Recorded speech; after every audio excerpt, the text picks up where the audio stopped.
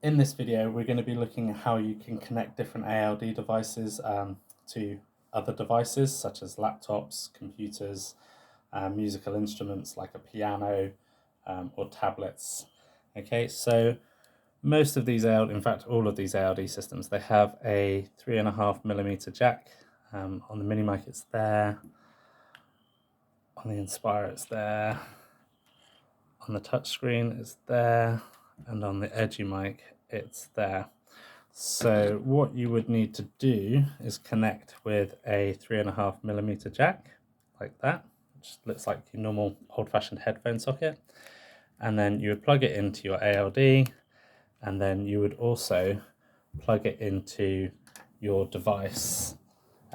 So my laptop here, I can plug it into that, and then what that does, if I was playing that video, that sound would then go from the laptop to the Edgy mic and stream to your hearing aids or cochlear implants, whatever you're using, Pontos, etc.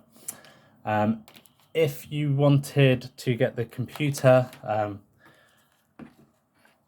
the classroom computer, to connect to the ALD system, what you might need to use would be a splitter system so that you can still send the sound to the board. So you would plug in your splitter to your laptop or your computer, which would then split the signal into two. One of these would then go to your whiteboard, and then the other one would go to the ALD. That way the sound's coming out the speakers, but it's also being streamed directly to the child. A lot of modern school computers will use HDMI, in which case you'd need to buy an HDMI converter like this, but ask your teacher the deaf and we can advise on that.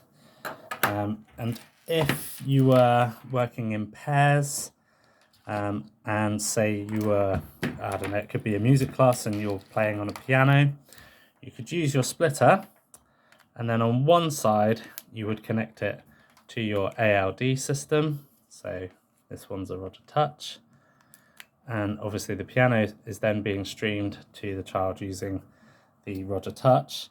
But if they were working in pairs, you could also then, on the other side of the splitter, connect headphones so that the child they're working with could also hear the sound.